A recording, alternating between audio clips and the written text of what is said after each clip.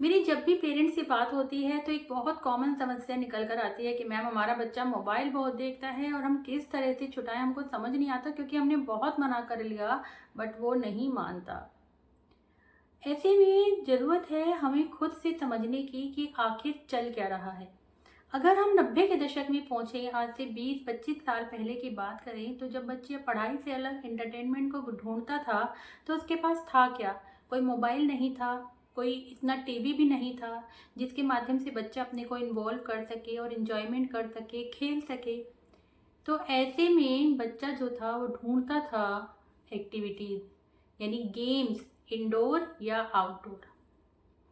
और खुद से भी बच्चे के अंदर इतनी क्रिएटिविटी और नया खोजने की इच्छा होती थी कि वो छोटी इमली के दानों से भी गेम खेलता था, साइकिल के पहिए से गेम खेलता था, अखबार के फटे हुए टुकड़ों से गेम खेलता था, टूटे हुए डिब्बों से गेम खेलता था, माचिस की तिल्लियों से गेम खेलता था। बट आज के टाइम में मोबाइल, टीवी ने एक कमरे में दुनिया कर दी है। फैमिली छोटी हो गई है, जहाँ पहले जॉइंट फैमिली थी वहीं अब न्यूक्लियर फैमिलियाँ हो गई हैं। पेरेंट्स दोनों ही बिजी हैं, उनके पास टाइम ही नहीं है कि बच्चे को इतना समय दे सके। इस कारण बच्चा अपना ज़्यादा से ज़्यादा समय मोबाइल में एंगेज कर रहा है। पर ज़रूरत है उन्हीं इंडोर और आउटडोर गेम्स के महत्व को समझने की। उस समय वो इंडोर और आउटडोर गेम जो हम ऐसे ही खेल लिया करते थे, ये सोचकर कि टाइम पास हो रहा है, थोड़ा सा पढ़ाई से अलग खेल लेते हैं, वही गेम्स हमारे फिजिकल और साइकोलॉजिकल एस्पेक्ट पर बहुत पॉजिटिव इम्पैक्ट डाल कर जाते थे। चलिए बात करते हैं कुछ ऐसी गेम्स की जो आमतौर पर हर घर में खेले जाते थे और उनकी कोई ना कोई साइकोलॉजिकल इम्पैक्ट होता था पॉजिटिव। जैसे पहला गेम है लूडो। जब फैमिली मेम्बर्स के साथ या फ्रेंड के साथ लूडो खेला जाता था तो लूडो ने हमको सिखाया कि किस तरह हारते समय अपनी स्ट्रेटजीज को चेंज करो और अपनी हार को ही जीत में कन्वर्ट करो। लूडो ने हमको सिखाया कि किस तरह पेशेंस रखो और जीत और हार दोनों का सामना करना सीखो। इसी गेम ने हमको फैमिली के साथ समय स्पेंड करना सिखाया और टीम वर्क भी सिखाया। दूसरा गेम है सांप सीढ़ी। सांप सीढ़ी खेलते समय 1 से लेकर 100 पर पहुंचने तक हमको कितनी बार सीढ़ियां चढ़ने का मौका मिला और कितनी बार सांप के डस लेने के कारण हम वापस नीचे आ गए। इस गेम ने हमें सिखाया कि जीवन भी इसी तरह से है, जिसमें उतार चढ़ाव बने रहेंगे, लेकिन अगर तुम कंटिन्यूसली एफर्ट करते जाओ तो एक टाइम ऐसा आएगा तुम 1 से 100 पर पहुंच जाओगे। इसी गेम ने हमको हमारे अंदर पेशेंस रखना सिखाया और जीत और हार को सहन करना सिखाया। अगला गेम है अंताक्षरी। फैमिली मेंबर्स और फ्रेंड्स के साथ खेले जाने वाला यह गेम हमारी मेमोरी को बढ़ाता था।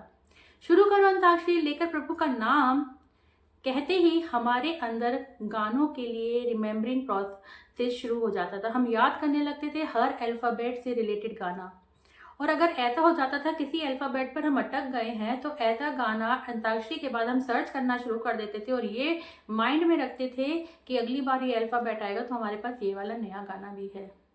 ये गाना हमको हमारी memory skills, decision making skills, team work और सभी लोगों के बीच इंटरेक्शन करना यानी सोशल इंटेलिजेंस को बढ़ाता था। अगला गेम चेस। चेस तो अपने आप में कॉग्निटिव स्किल्स को इम्प्रूव करने वाला सबसे बेस्ट गेम है, जो हमको डिसीजन मेकिंग, प्रॉब्लम सॉल्विंग सिखाता ही है। साथ साथ जब छोटे छोटे प्यादों से ये उम्मीद होती है कि हम जीत जाएंगे तो हमको ये भी लगता है कि लाइफ भी ऐसे ही है। अगर हम छोटे छोटे एफर्ट करते रहें तो हम बड़ी सफलता को हासिल कर सकते हैं। एक और गेम जिसको आमतौर पर कहा जाता था गिंठू। पत्थर के छोटे छोटे टुकड़े या लकड़ी के छोटे छोटे टुकड़े जो जब हवा में उछलते थे तो ये पूरी कोशिश होती थी कि हर तरह से हमारे हाथ में आ जाए और स्किप ना हो जाए।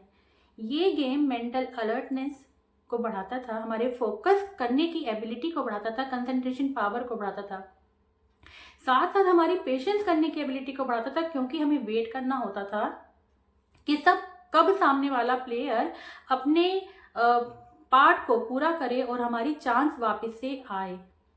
ये तो कुछ ही इंडोर गेम्स की बात है जो अलग अलग तौर पर हमको किसी न किसी प्रकार से बेनिफिट करके जाते थे। जैसे एक और गेम है कैरम, जो हमारी मोटर स्किल्स, हमारी आंख और हाथ के समन्वय, हमारी strategies, decision making ability, team work और ना जाने कितने ही अच्छे गुणों को हमारे अंदर विकसित करता था।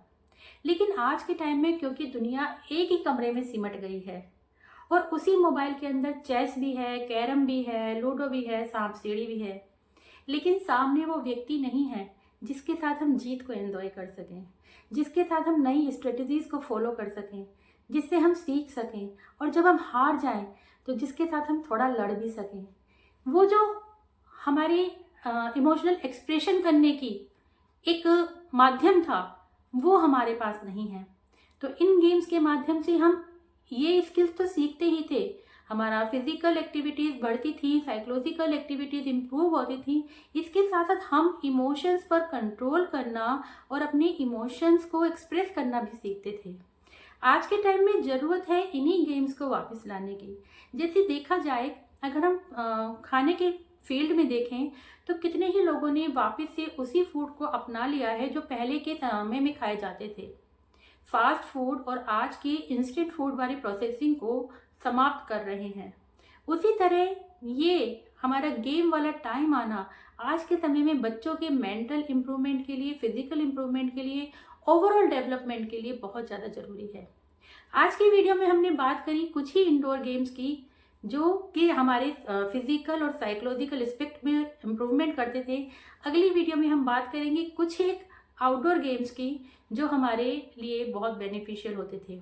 अगर आपको हमारी वीडियो अच्छी लगी हो तो लाइक कीजिए, शेयर कीजिए और कमेंट कीजिए, और ऐसे ही और वीडियो को देखने के लिए बने रहिए हमारे चैनल पर।